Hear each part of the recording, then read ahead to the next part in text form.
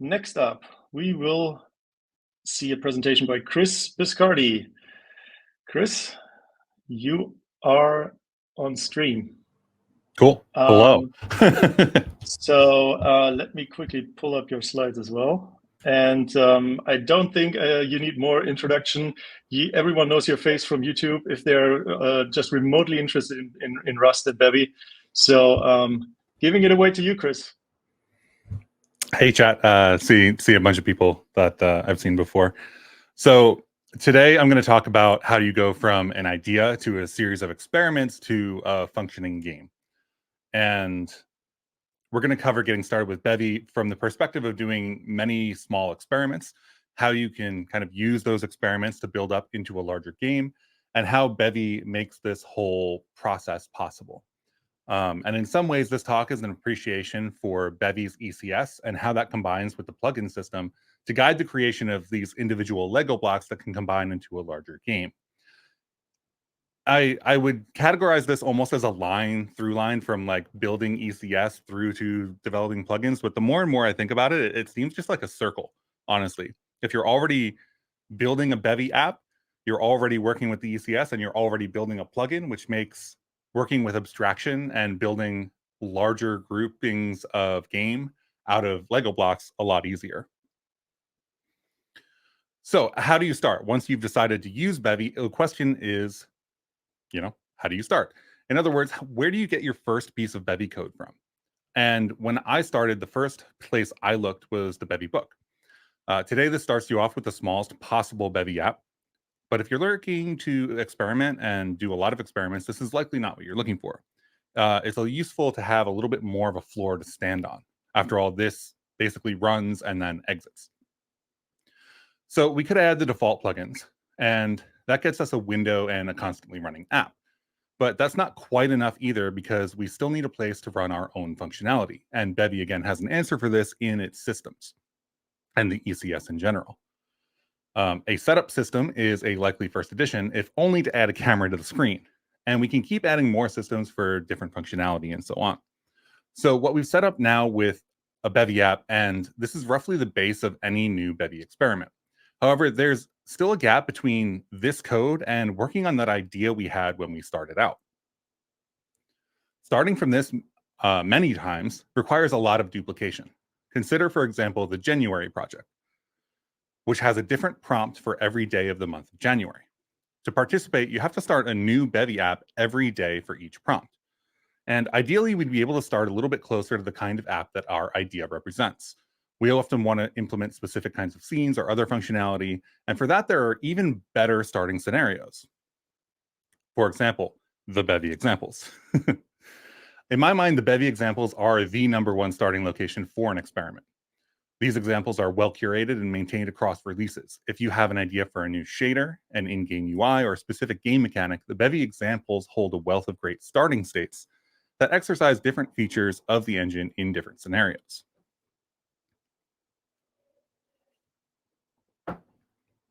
When you take one of these examples as your starting point, you kind of get all the things we've already talked about to stand on top of. You get the default plugins. You get a setup function with a camera. You often get an update system and the scene that it operates on, as well as some of the more specialized initialization code. Here you can see some lighting. Here's an extended standard material. And in this example, we have a UI material. You can, to some extent, use this as an officially maintained snippet of useful library functionality, which is actually incredibly helpful when building out new experiments. So once you've found a good starting state, it's time to start extending it with the behavior you want. This is a process that will combine both the creation of new systems as well as the usage of plugins, which is one of the larger points that I want to get across today. When you're writing a normal one-off Bevy app with regular systems, you're also effectively writing a plugin that you can pull out into a separate crate and reuse.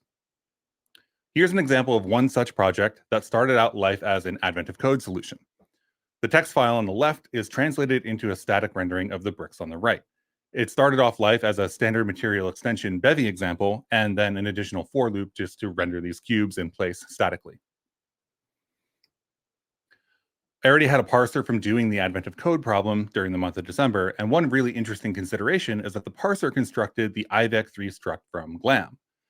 Bevy, it turns out, is extremely modular, and the crates used to build up the engine, even if they're not in the main multi-package repo, as a whole, can be used piecemeal, even when you aren't intending to use that code in a Bevy app. So up until this point, the experiment was one giant setup system, but I wanted to be able to move the camera around. And there's a great unpublished crate that I use all the time. Whether I copy the code into my project or drop a quick Git dependency, this slide is effectively a thank you to Griffin for the Bevy basic camera crate, because I find it incredibly useful and I use it all the time. After that, I wanted to make some bigger changes, and this brings me to one of the techniques I find myself using the most when I'm iterating on these small experiments. Cargo has built-in support for an arbitrary number of binaries, as you can see on the right here. So whenever I'm going to create a large new set of functionality or modify things heavily, and I want to keep what I have, I cut a new binary and I keep moving forward. Yes, you can keep history in Git, but I find it much more nice to have my old experiments around so that I can run them and see what they look like compared to what I'm currently working on. So I built a tower, and the next obvious fun thing to do is knock it over, as you can see here. Falling bricks is something we can get from another plugin, Bevy XPVD, which is actually covered in depth today in another talk, so we're mostly going to skim over it. Adding the plugin and using a couple of components on our cube spawns is all we need to see a beautiful set of cubes falling.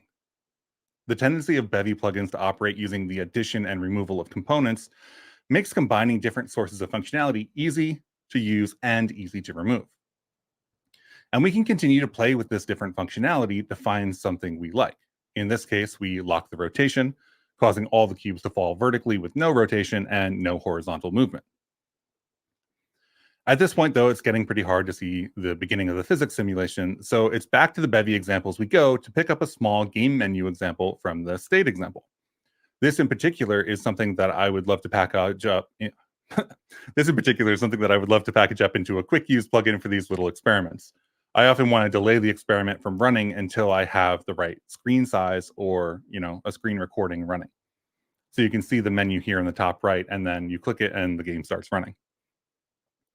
I can easily see this being one other small plugin and being extremely useful for smaller experiments, as well as growing into bigger games. At this point, I'm feeling like this could be a game and not just a pretty visualization of bricks. So it's time to start experimenting with some mechanics for interacting with the tower. Break out yet another binary. Again, the most obvious mechanic to me was make blocks fall. Perhaps I've just failed a little too much at Jenga growing up.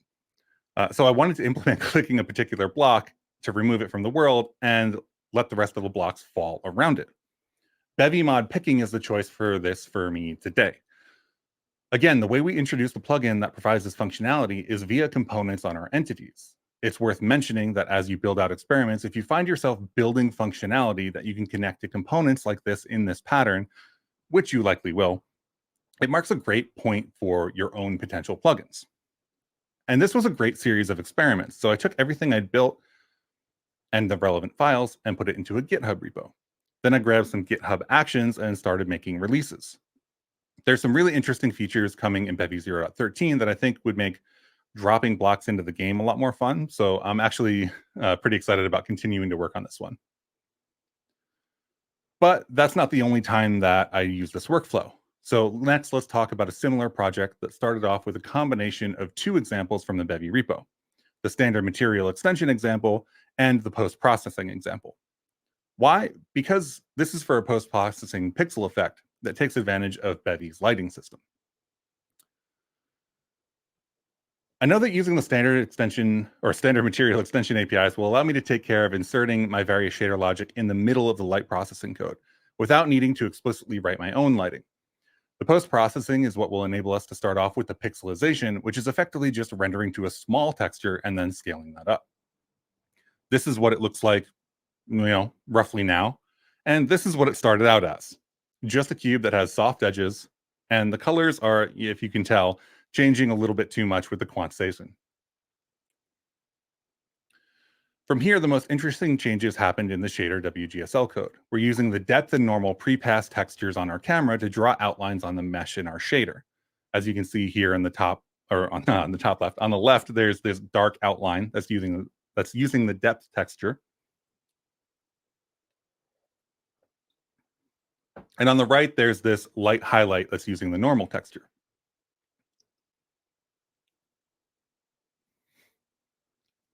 WGSL is live reloaded when the files change, which is invaluable to doing this work and, visually viewing things as you work on them. The color quantization issue was fixed by quantizing on the LCH representation of the likeness, which produced an effect here that I was pretty happy with. Lots of small changes later, I got to the point where I wanted more scenes, and the easiest way to build more scenes is to have a plugin that encapsulates all of the post-processing and camera work. With a plugin, the big takeaway here is that all we need to do is add this pixelization effect in the scene using the pixelating plugin, and then add the pixelated camera component to the camera we're using.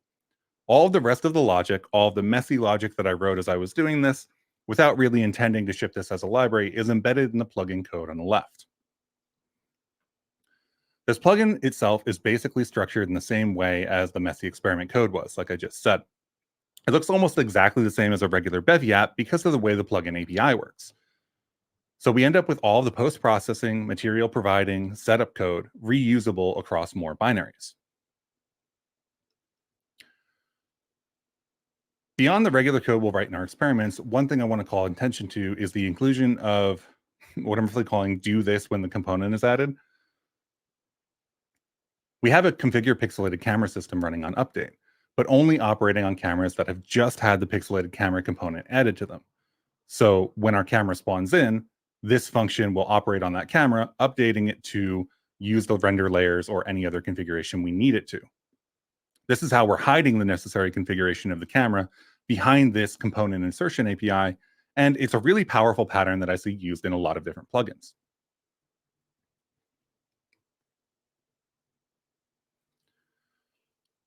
And with this plugin, we can port the other examples from the Bevy repo easily.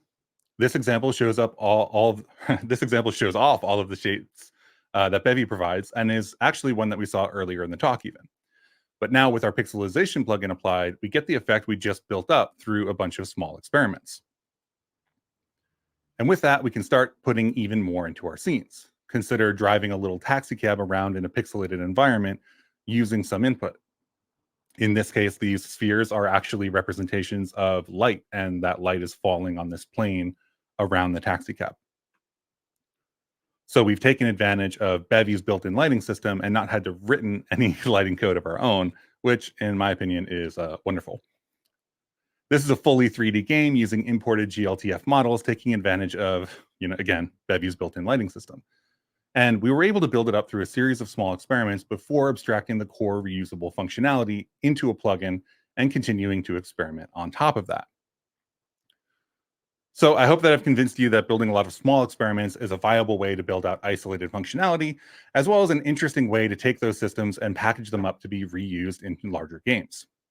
The way Bevy's ECS requires systems to declare their dependencies makes building APIs that operate on just the set of entities or cameras they need a structural part of any Bevy application.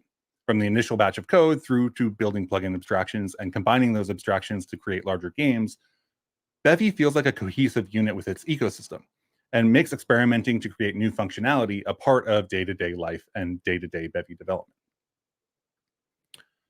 And that is it for me. Chris, thank you so much.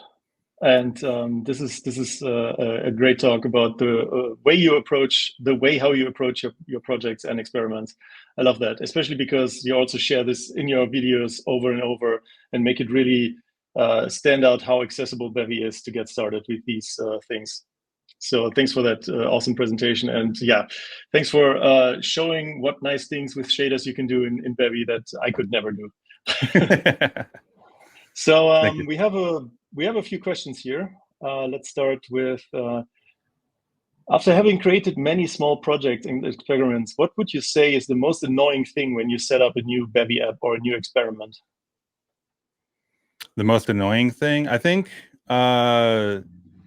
the thing that I covered in the video, which is basically when you need to start a new project, Bevy has this huge benefit of not being too opinionated and being very modular. But if you're doing a lot of different examples of the same kind of project, if you're, say, doing January and you're doing a different compute shader every day or something like that, there can be areas that require a lot of boilerplate. And then I find myself consistently going back to the Bevy examples just to pull out some better starting place. So I actually fixed that using the Bevy examples, but definitely, we've got the material API, which is really nice and really succinct for writing, fragment shaders and vertex shaders, but we don't have the same APIs right now for compute shaders. And, same thing for a bunch of other features inside of Bevy. Yeah. Still some way to go. And then someone asks, what would be a game that you don't want to build in Bevy? A game that I don't want to build in Bevy? Or you would not build?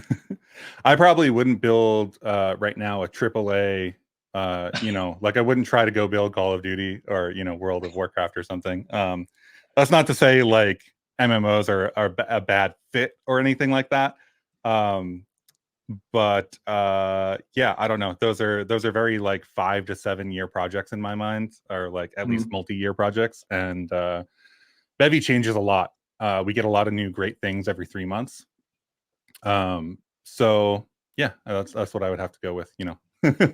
I wouldn't really use Bevy for a AAA title, or if I was targeting like the Nintendo Switch right now, for example, you can't really do that out of the box. Yeah, that's true for all consoles, I assume. Do you think Bevy should create some templates to work with cargo generate to quick start sample projects?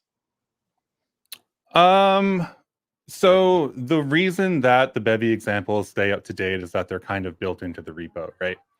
And being somebody who creates a lot of educational material, a lot of videos, keeping templates up to date with the intent of multiple people being able to use them and maybe configuration, I feel like starts to tip the scale a little bit into maybe being unmaintainable. I think that keeping the examples in the repo as they are currently, and whenever people make PRs, kind of fixing the examples that they change, is a really maintainable way to do that. But once you start pulling out that code into other repos or putting it in other locations, it starts to become very hard to synchronize those changes. So I don't know. I don't think that I would suggest building out a bunch of cargo generate templates to the Bevy project. I think I would keep it as the examples because they work pretty well. And if you are,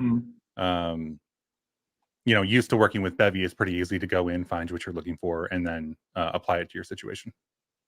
Yeah. Okay. Last question in the spirit of time. Maybe you can also hang out later for follow-ups. Because there's still more coming up. But last question: how do you handle the plugins depending on other plugins? What's the best way now or in the future, in your opinion?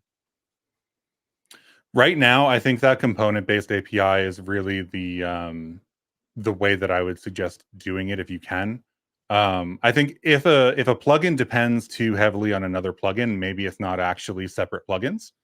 But in the meantime, the way that I would think about sort of APIs between different plugins, which is really kind of what's being asked here, is dealing with these components that are being added and removed and things like that. So when you have a certain type of component being added, maybe your component can work with 2 different physics libraries or something like that. Yeah, that would be my suggestion. My suggestion would be like, make sure your plugin APIs are actually plugins and not just pieces of your code that you happen to carve out in a specific pattern that aren't actually isolated. Yeah, gotcha. Chris, thank you so much. Super interesting talk. Great slides, great presentation. Can't wait to see you in London for Rust Nation and your presentation there. Yeah, that'll be a lot of fun too.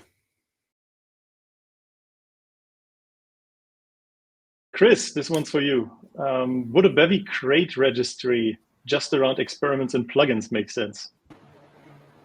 I think we already have plenty of ways to get Bevy plugins in. I think anything on GitHub you can pull in via cargo, which is absolutely wonderful. So I don't know that we need a special registry of any kind. We have experimental on GitHub, and we have, published on crates.io, and I'm not sure we need more than that.